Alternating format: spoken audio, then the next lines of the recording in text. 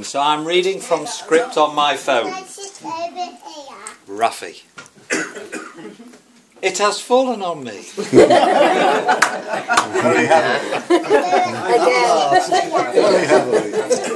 To say a few words, and indeed to propose a toast this evening to Ruth and Alan, who are known to Linda, Paul and me as Mum and Dad.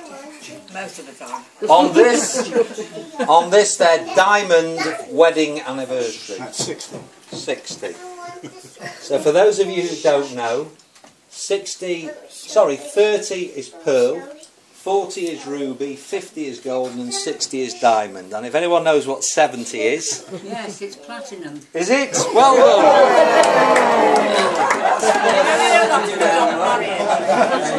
So in 2023, when I'm 4 years off my driving licence expiring, we will all be here for the platinum. I was going to say, and I'm sure we'll all agree, and I've written down here, it's a bit embarrassing really, wow. It is some achievement to say the least. To put things into perspective, right, for all of us here, in the year that they got married, which obviously was 1953, and I'm not going to read out all the facts, because if you want to see them later, go onto Wikipedia. There's a whole thing on there about everything that happened in 1953, and who climbed Everest, and who did the 4-minute mile, etc, etc. But some facts that are relevant, or might make you think, actually, God, it's a long time ago. It's another era. The Prime Minister at the time was Winston Churchill. Bloody Nora. Winston Churchill was the Prime Minister when you got married. I can't believe it. We've got a state funeral. In terms of football, and I know we have various supporters here from other factions, but Everton were, for the only time in their existence in the second division, they were in the bottom half of the second division and were so low that they were actually only 12 places above Southport, who were in the third division. In 1953, when Ruth and Alan got married. This is possibly quite remarkable as well, because it's quite a fact. The #1 song the week that Ruth and Alan got married. How much is that? Is it? He only knows that because I told him this. This one I remember. That was the #1 song. And actually, if you think about the niceness of that song, rock and roll hadn't been invented then. There was no Elvis. I don't know if Bill Haley was around. No. Was he? No? So there was none of that. So the nice "How much is that doggy in the window" was #1 the week that they got married, on the 15th of April. And also there was still rationing from the war. I think the last bit of rationing finished that year, which was sugar rationing. Yep. That's a bit strange. How many sugars do you take? According to my sister-in-law, I'm the only one that takes sugar anyway. Now, Mum and Dad were married at Arnside Road Shul in Southport on a Wednesday. And a few facts about the wedding. Why was it a Wednesday? It was actually, the wedding was brought forward 2 months because Grandpa Barney's mum, who presumably was called Grandma Huglin, was very poorly, and they wanted to get the wedding done before she passed away, which presumably you did. But there weren't any Sundays available, so they got married on a Wednesday. And for those, it was what? Roast Kodesh. The best man was a chap called Michael Kaplan, who, apart from Ruth and Alan, nobody in the room has ever met. Linda has. Paul has. And I know his sister. And Linda knows his sister, Danielle Kaplan. Valerie. Different family. So that was the wedding on April the 15th, 1953. Now, obviously, at the time, there were no sons, daughters, nieces or nephews around. Lots of family, but none of those. However, by the time of the silver wedding anniversary, which was in 1978 and took place at Sheringham Road, Linda, Paul and me were here. So we'd been born and we were getting through life.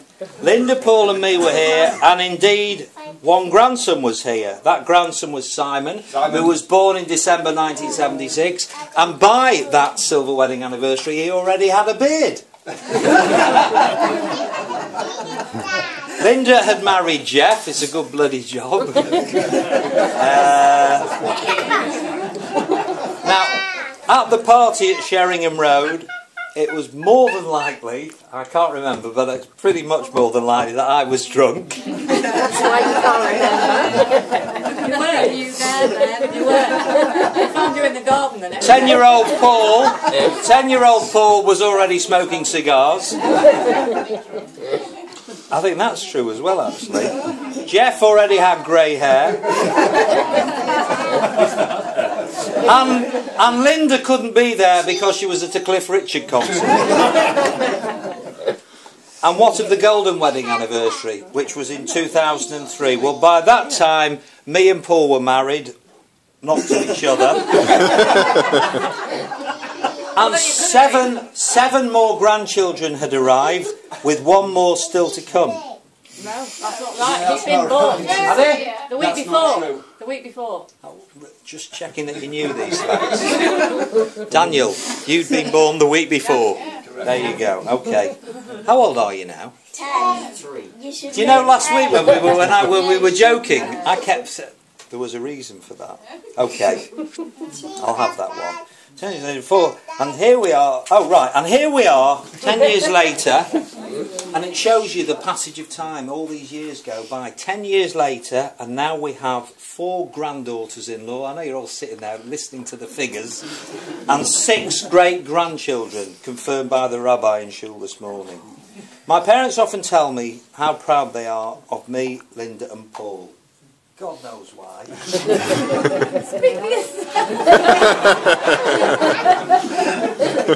In fairness, and we'll get to the serious bit now, I think it's us who are proud of them, particularly this week and at this moment.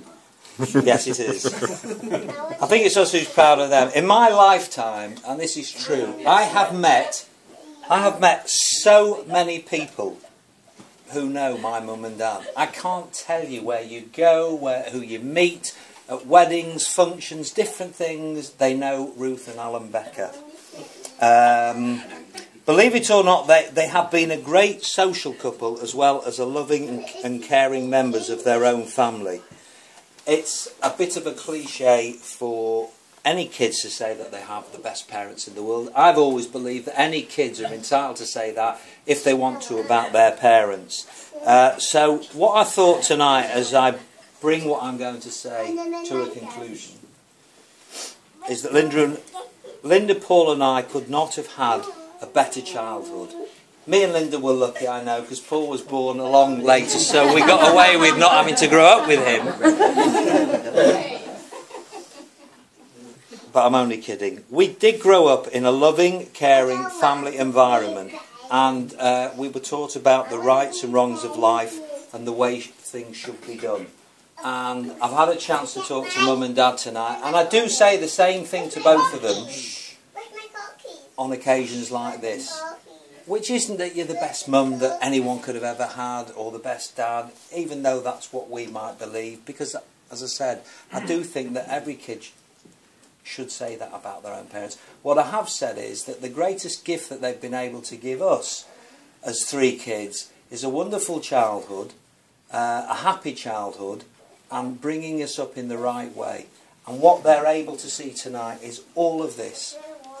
Sons, daughters, nieces, nephews, people that they've known all through their lives, and it's great. And I think we're all very proud of them, because it's a heck of an achievement. 60 years married is a heck of an achievement.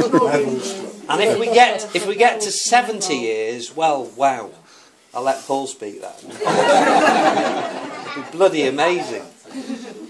I mean, my God, I'll nearly be 65. I won't come, but I'll still have the beard.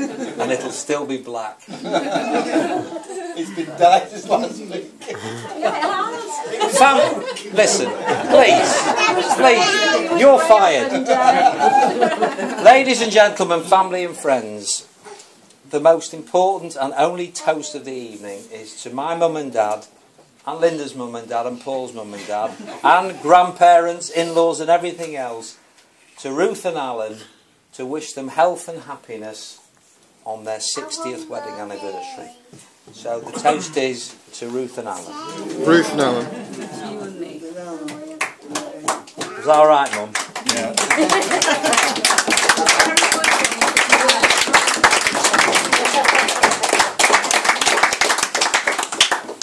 Who's speaking now?